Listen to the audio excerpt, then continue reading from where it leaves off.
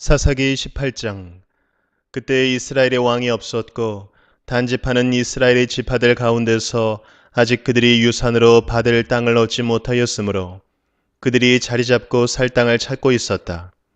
그래서 단지파 자손은 소라와 에스다올에 살고 있는 지파의 온 가문에서 용감한 사람 5명을 뽑아서 땅 정찰 임무를 맡기고 땅을 탐지하고 살피도록 보냈다. 그들은 에브라임 산간 지방으로 들어섰다가 미가의 집에 이르러 거기서 하룻밤을 묵었다.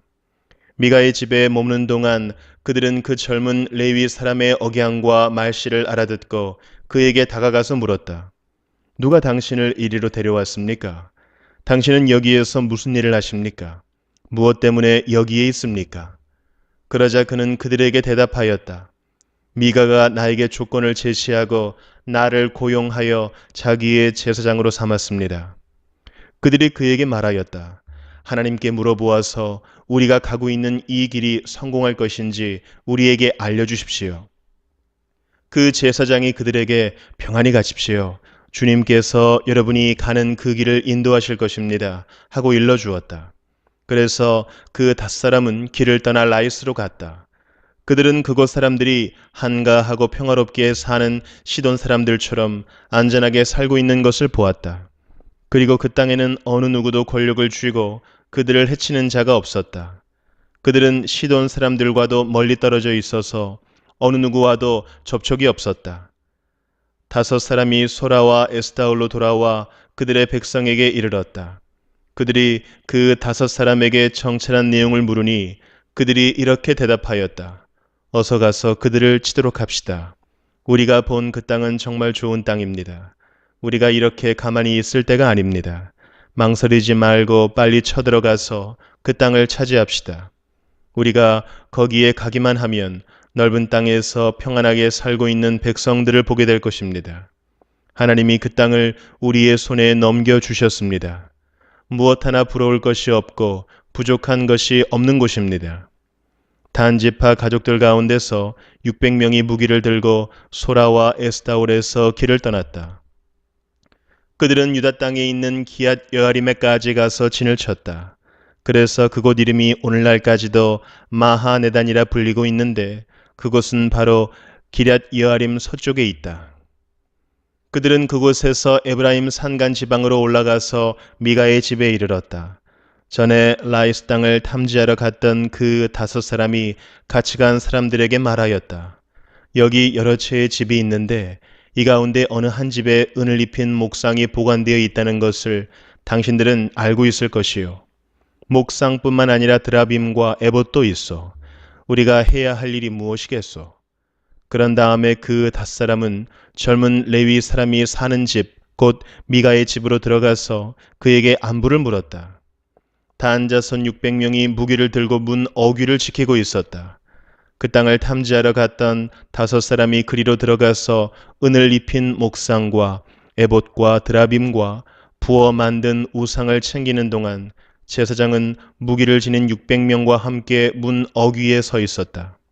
미가의 집에 들어간 5사람이 은을 입힌 목상과 에봇과 드라빔과 부어 만든 신상을 가지고 나올 때에 제사장이 그들에게 어떻게 된 일이냐고 물었다. 그들이 그에게 대답하였다. 조용히 하십시오. 아무 말 말고 우리를 따라 나서십시오. 우리의 어른과 제사장이 되어 주십시오. 이 집에서 한 가정의 제사장이 되는 것보다야 이스라엘의 한 지파와 한 가문의 제사장이 되는 것이 더 낫지 않겠습니까? 제사장은 그 제안이 마음에 들어 에봇과 드라빔과 은을 입힌 목상을 받아들고 그 무리들 가운데로 들어갔다. 그들은 발길을 돌려 길을 떠났다. 어린아이들과 가축과 감나가는 소유물을 앞세웠다. 그들이 미가의 집에서 떠나 멀리 갔을 때에 미가와 이웃집 사람들이 함께 모여서 단지파 자손을 뒤쫓아왔다. 그들이 부르는 소리를 듣고 단지파 자손이 돌아서서 미가에게 물었다. 무슨 일이 있기에 이렇게들 모여서 오시오? 미가가 말하였다. 뭐요? 내가 만든 신상과 제사장을 빼앗아 가면서 무슨 일이 있느냐고? 그게 말이나 되는 소리요? 나에게 남은 것이 무엇이요? 그러자 단지파 자손이 그에게 말하였다. 더 이상 아무 말도 하지 말고 가만히 있는 게 좋을 거요. 이 사람들이 성이 나서 당신들을 치고 당신과 당신의 가족의 생명을 빼앗을까 염려돼요. 미가는 상대가 자기보다 더 강한 것을 알고 발길을 돌려 집으로 돌아갔고 단 지파 자손도 가던 길을 갔다. 단 지파 자손은 미가가 만든 신상과 함께 그에게 딸린 제사장을 데리고 한가하고 평화롭게 사는 라이스 백성에게 가서 그들을 칼로 쳐서 죽이고 그들의 성을 불살라 버렸다. 그런데도 라이스를 구하여 주는 자가 아무도 없었던 것은 그 성읍이 베드르홉 부근의 골짜기에 있어서 시돈에서 멀리 떨어져 있고 또 어느 누구와도 접촉이 없었기 때문이다. 단지파 자손은 허물어진 성을 다시 쌓고 그곳에서 살았다. 그들은 이스라엘에게서 태어난 그들의 조상 단의 이름을 따라 그 성을 단이라고 불렀다. 그 성의 본래 이름은 라이스이다. 단지파 자손은 자기들이 섬길 신상을 세웠다. 그리고 모세의 손자이며 게르손의 아들인 요나단과 그의 자손이 단지파의 제사장이 되어 그 땅 사람들이 포로로 잡혀갈 때까지 그 일을 맡았다. 그들은 하나님의 집이 실로에 있는 동안 내내 미가가 만든 우상을 그대로 두고 섬겼다. 사도행전 22장. 동포 여러분, 내가 이제 여러분에게 드리는 해명을 잘 들어주시기 바랍니다. 군중들은 바울이 히브리 말로 연설하는 것을 듣고 더욱더 조용해졌다. 바울은 말을 이었다. 나는 유대 사람입니다. 나는 길리기아의 다소에서 태어나서 이 도시 예루살렘에서 자랐고 가말리엘 선생의 문하에서 우리 조상의 율법의 엄격한 방식을 따라 교육을 받았습니다. 그래서 나는 오늘날 여러분 모두가 그러하신 것과 같이 하나님께 열성적인 사람이었습니다.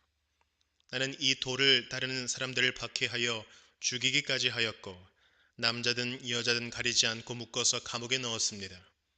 내 말이 사실임을 대제사장과 모든 장로가 증언하실 것입니다. 나는 그들에게서 다마스쿠스에 있는 동포들에게 보내는 공문을 받아서 다마스쿠스로 길을 떠났습니다. 나는 거기에 있는 신도들까지 잡아서 예루살렘으로 끌어다가 처벌을 받게 하려고 했던 것입니다. 가다가 정오 때쯤에 다마스쿠스 가까이에 이르렀는데 갑자기 하늘로부터 큰 빛이 나를 둘러 비추었습니다. 나는 땅바닥에 엎어졌는데 사울아 사울아 내가 어찌하여 나를 핍박하느냐 하는 소리가 들려왔습니다.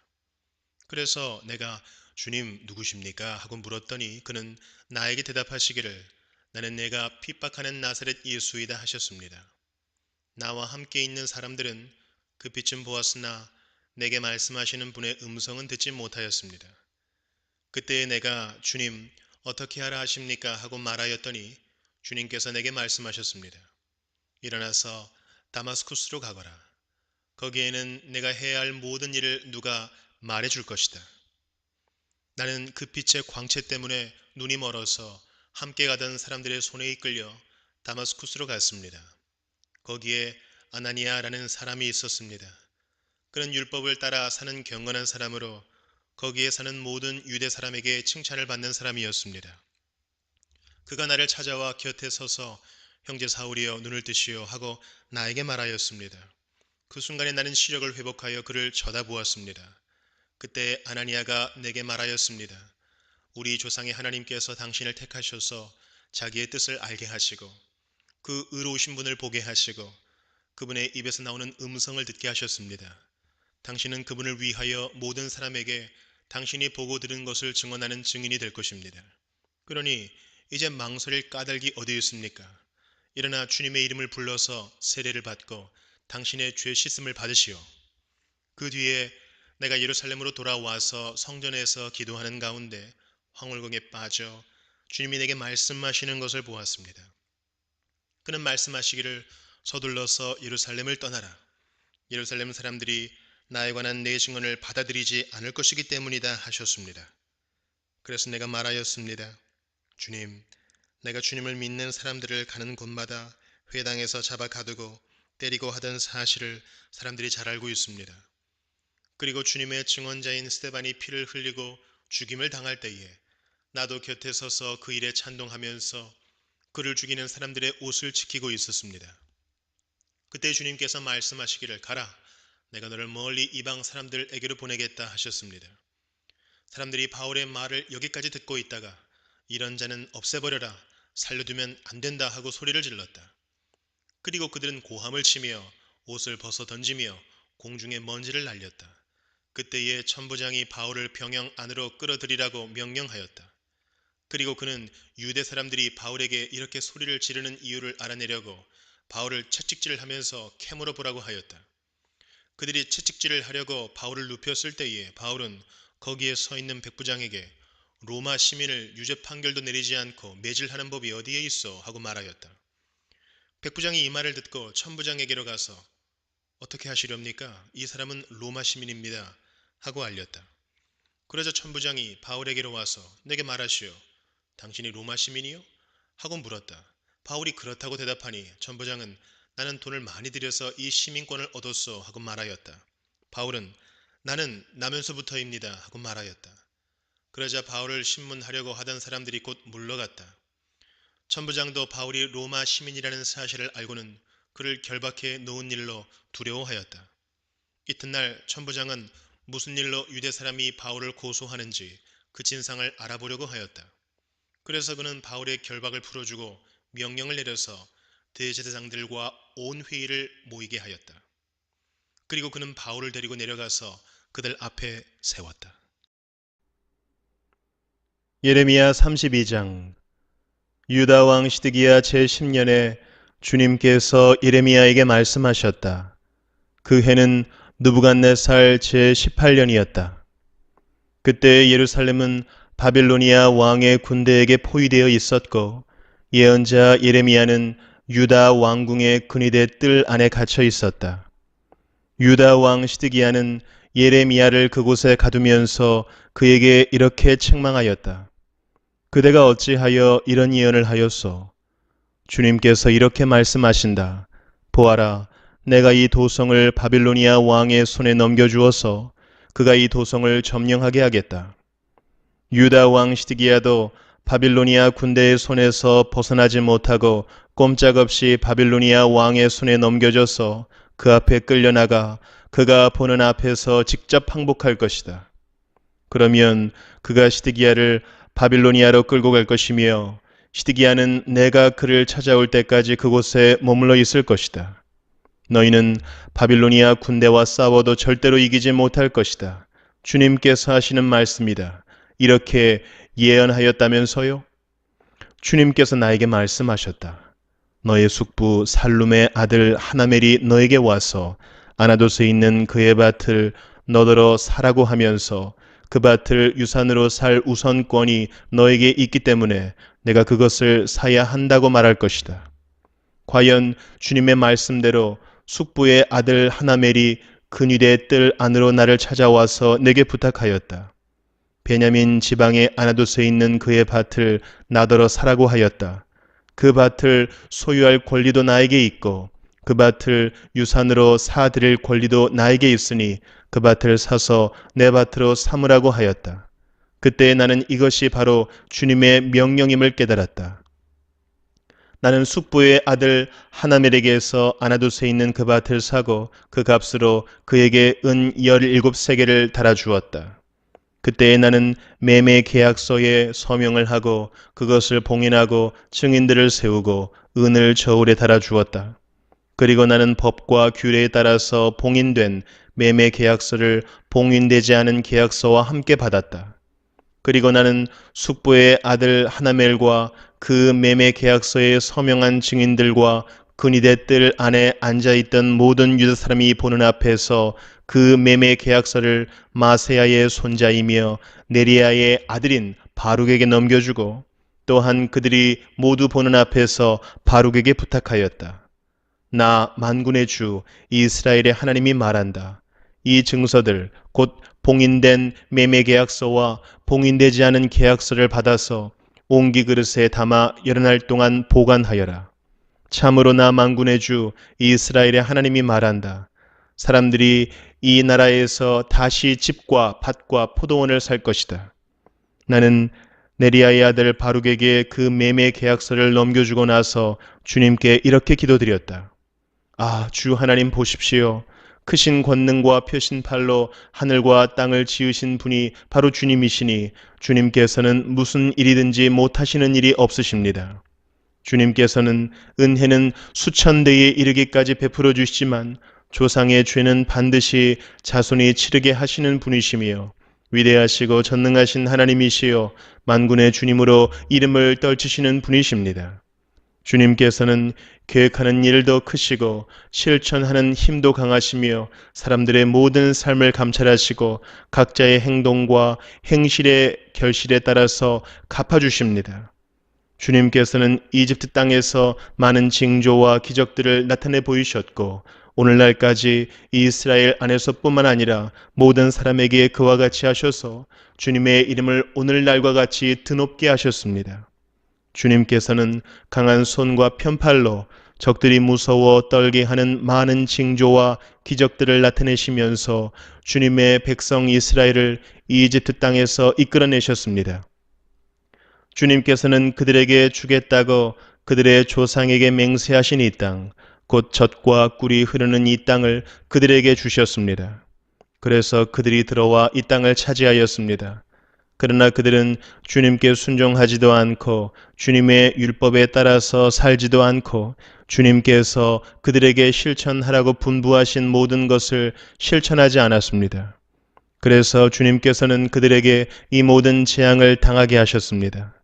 이 도성을 점령하려고 쌓은 토둔들을 보십시오. 이 도성은 전쟁과 기근과 연병을 보았습니다. 바빌로니아 군대가 이 도성으로 쳐들어와서 이 도성을 점령하였습니다. 주님께서 말씀하신 일이 그대로 들이닥쳤으며 주님께서는 이루어진 이 일을 친히 보고 계십니다. 주 하나님, 어찌하여 주님께서는 이 도성이 이미 바빌로니아 군대의 손에 들어가게 되었는데 저더러 돈을 주고 밭을 사며 증인들을 세우라고 말씀하셨습니까? 주님께서 예레미야에게 말씀하셨다. 나는 주다. 모든 사람을 지은 하나님이다. 내가 할 수 없는 일이 어디 있겠느냐? 나 주가 말한다. 그러므로 보아라. 내가 이 도성을 바빌로니아 사람의 손에 넘겨준다. 바빌로니아 왕 누부갓네살의 손에 넘겨줄 터이니 그가 이 도성을 점령할 것이다. 그러므로 지금 이 도성을 치고 있는 저 바빌로니아 군대가 들어와서 이 도성을 불태워 버릴 것이다. 이 도성 사람들이 지붕으로 올라가서 바알에게 제물을 살라바치고 다른 신들에게 술 제물을 바쳐서 나를 노하게 하였으니 내가 그 집들을 태워버리겠다.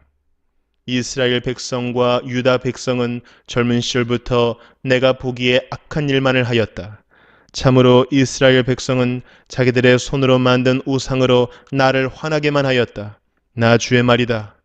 진정 이 도성은 사람들이 세울 때부터 오늘날까지 나의 분노와 노여움만을 일으켜 놓았기 때문에 이제는 내가 그것을 내 눈앞에서 치워버리겠다. 이스라엘 백성과 유다 백성이 왕들이나 고관들이나 제사장들이나 예언자들이나 유다 사람이나 예루살렘 주민이나 가릴 것 없이 모두 온갖 죄악을 저질러서 나를 노하게 하였다. 그들은 나에게 등을 돌려 나를 외면하였다. 내가 그들을 쉬지 않고 가르쳐주고 또 가르쳐 주었으나 그들은 나의 교훈을 받아들이지 않았다. 오히려 그들은 내 이름을 찬양하려고 세운 성전 안에 자기들이 섬기는 역겨운 것들을 세워놓아서 성전을 더럽혔다. 또 그들은 자기들의 아들, 딸들을 불태워 몰렉에게 제물로 바치려고 흰놈의 아들 골짜기에 바알의 산당을 쌓아 놓았는데 나는 절대로 유다 백성을 죄악에 빠뜨리는 이 역겨운 일은 명하지도 않았고 상상조차도 해본 적이 없다. 이제 나 주 이스라엘의 하나님이 말한다. 너희는 이 도성을 두고 전쟁과 기근과 연병을 만나서 바빌로니아 왕의 손에 들어간 도성이라고 말하지만 똑똑히 들어라. 내가 분노와 노여움과 울화 때문에 그들을 여러 나라로 내쫓아 버렸다. 그러나 이제 내가 그들을 이 모든 나라에서 모아다가 이곳으로 데려와서 안전하게 살게 하겠다. 그러면 그들이 나의 백성이 되고 나는 그들의 하나님이 될 것이다. 그때 내가 그들에게 한결같은 마음과 삶을 주어 그들이 언제나 나를 경외하여 그들 자신뿐만 아니라 그들의 자손들까지도 길이 복을 받게 하겠다. 그때에는 내가 그들과 영원한 언약을 맺고 내가 그들에게서 영영 떠나지 않고 그들을 잘 되게 할 것이며 그들의 마음속에 나를 경외하는 마음을 넣어 주어서 그들이 나에게서 떠나가지 않게 하겠다. 나는 그들을 잘 되게 함으로 기뻐할 것이며 나의 온 마음과 정성을 다하여 그들이 이 땅에 뿌리를 굳게 내리고 살게 하겠다. 나 주가 말한다. 내가 이 백성에게 이토록 큰 모든 재앙이 미치게 하였으나 이제 내가 이에 못지않게 그들에게 약속한 모든 복을 베풀어 주겠다. 너희는 지금 이 땅을 두고 사람도 없고 짐승도 없는 황무지이며 바빌로니아 군대의 손에 들어간 땅이라고 말하지만 바로 이 땅에서 사람들이 밭을 살 것이다. 앞으로는 베냐민 땅에서만 아니라 예루살렘의 사방과 유다의 성읍들과 산간 지역의 성읍들과 평지의 성읍들과 남쪽의 성읍들에서도 사람들이 돈을 주고 밭을 사서 매매 계약서를 쓰고 봉인하고 증인들을 세울 것이다. 포로로 잡혀간 사람들을 내가 돌아오게 할 것이기 때문이다. 나 주의 말이다. 시편 1편. 복 있는 사람은 악인의 궤를 따르지 아니하며 죄인의 길에 서지 아니하며 오만한 자의 자리에 앉지 아니하며 오로지 주님의 율법을 즐거워하며 밤낮으로 율법을 묵상하는 사람이다. 그는 시냇가에 심은 나무가 철 따라 열매를 맺으며 그 잎이 시들지 아니함 같으니 하는 일마다 잘 될 것이다. 그러나 악인은 그렇지 않으니 한낮 바람에 흩날리는 쭉정이와 같다. 그러므로 악인은 심판받을 때에 몸을 가누지 못하며 죄인은 의인의 모임에 참여하지 못한다. 그렇다. 의인의 길은 주님께서 인정하시지만 악인의 길은 망할 것이다. 시편 2편.